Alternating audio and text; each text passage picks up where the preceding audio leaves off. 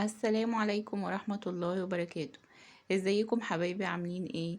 يا رب تكونوا بخير وفي احسن صحة واحسن حال. وحشتوني جدا جدا من الفيديو اللي فات. النهاردة هنعمل مع بعض فيديو جديد. هنعمل مع بعض الحجازية الاسكندراني بطريقة معتمداها من سنين السنين. ان شاء الله تجربوها وتعجبكم. بس قبل ما نبدأ الفيديو، لو اول مرة بتشوفوا قناتي ما تنسوش تشتركوا في القناة وتحطوا لي لايك لو عجبكم الفيديو بتاعي. ويلا نبدأ بسم الله. النهاردة ان شاء الله هنعمل مع بعض الحجازية الاسكندراني بطريقة سهلة وبسيطة وسريعة كالعادة، وما توقفناش كتير في المطبخ. الطريقة دي انا معتمداها من سنين وعمري ما بغيرها ابدا. بتطلع كده ناعمة وحلوة ودايبة في البوق، احلى كتير من الحاجات اللي احنا بنشتريها من المخابز. طبعا ضامنينها وضامنين نظافتها، واحنا اللي عاملينها بايدينا. ده كفاية قوي ان احنا اللي عاملينها بايدينا. وكمان بتنفع جدا جدا في الفطار. ما تخليناش كده نحتار كل يوم عايزين نفطر ايه نفطر ايه. تنفع قوي جنب الشاي بلبن بتاعك، جنب كوباية الشاي السادة، جنب القهوة بتاعتك.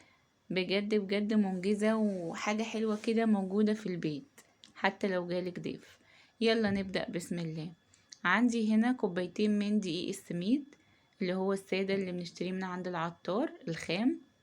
عندي كمان كوبايتين دقيق ابيض. عندي هنا في الكوب المعياري دي نص كوباية من المية.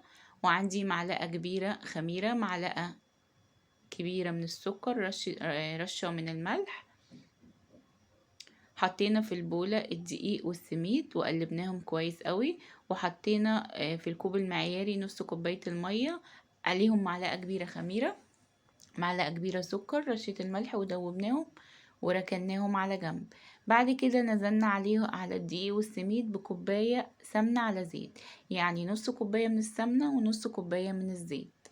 بننزل بيهم طبعا السمنة بدرجة حرارة الغرفة من العلبة على طول. ونزلنا عليهم نزلنا على الدقيق والسميد وقلبناهم كويس قوي ونبسهم كده كأننا بنبس كحك، لغاية لما الدقيق والسميد يشربوا كل كمية المادة الدهنية ويبقى مبسوس كده معايا ومرمل زي ما انتوا شايفين. تمام.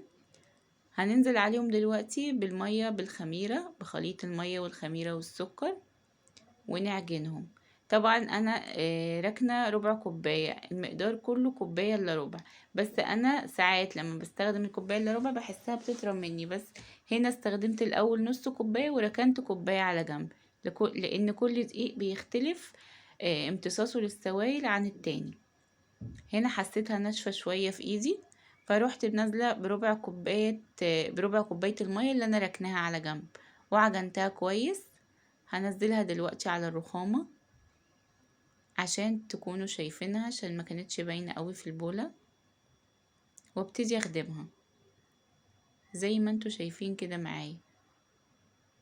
بخدمها بحيث ادخل كل كميه الميه جوه العجينه، وفي نفس الوقت ما نتكش طبعا عليها في العجن عشان ما تنشفش وتعضم مني. بس هنا ما عملتش عرق ولا حاجه، بوريكم هنا ان هي ما عملتش عرق خالص. هنحطها بقى في بوله ونركنها شويه.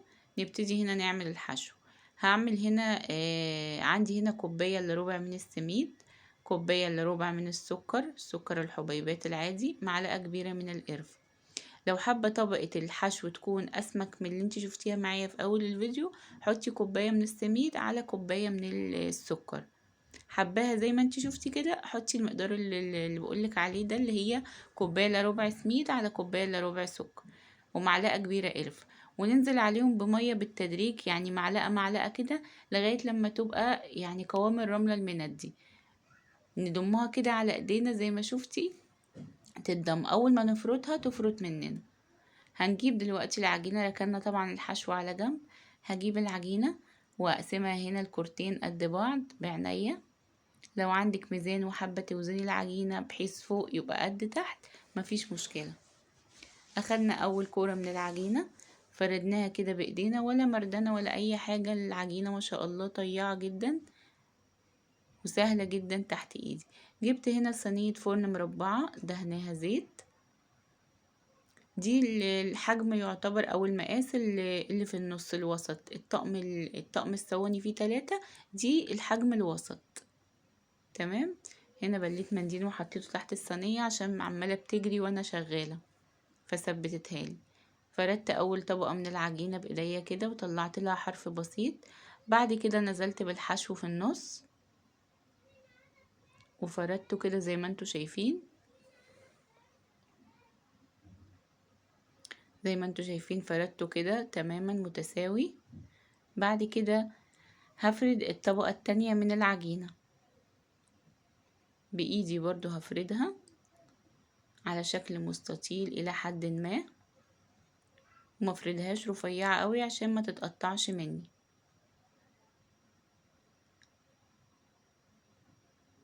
زي ما انتوا شايفين معايا كده. بعدين هجيب المردنة والفها على المردنة زي ما انتوا شايفين كده عشان اقدر اشيل العجينة بالمردنة. هحطها بقى على وش الصينية بكل سهولة زي ما انتوا شفتوا كده. وهبتدي بقى اسكن العجينة والزق الحروف في بعض زي ما انتوا شايفين معايا، وابتدي اسكنها كويس قوي. اي حاجة بقى طالعة من الجناب بحطها في، يعني بسكنها في مكان محتاج عجينة، وابتدي افرد بايديا زي ما انتوا شايفين كده، واساوي السطح تماما لغاية لما اصبح املس زي ما انتوا شايفين كده. بعد كده هجيب شوكة وهديها تضليعة كده على الوش بالطول، بعد كده بالعرض زي ما انتوا شايفين. سهلة جدا جدا وبسيطة وما بتاخدش وقت تماما وانا واقفة في المطبخ. طول ما الحاجة موجودة عندك على طول تطلعي وتعمليها وانتي واقفة. وبتنفع كمان، بتنفعنا جدا في الفطار وبتبقى منجزة بجد. ضلعناها كلها كده زي ما انتوا شايفين معايا. هتدينا كده التضليعة اللي بنشوفها على وش الحجازية اللي بنشتريها من بره. شكلها حلو جدا. هنا بقى سبتها تخمر حوالي نص ساعة، لكن لو في الشتاء بسيبها ساعة تخمر. اختمرت هنا. هدخلها فرن ساخن مسبقا على 180 رف اوسط، وبتطلع زي ما انتوا شايفين. مش بفتح شواية ولا اي حاجة، هي بتتحمر فوق وتحت منها فيها. والف هنا وشفا على قلوبكم. بحبكم في الله. مع السلامة.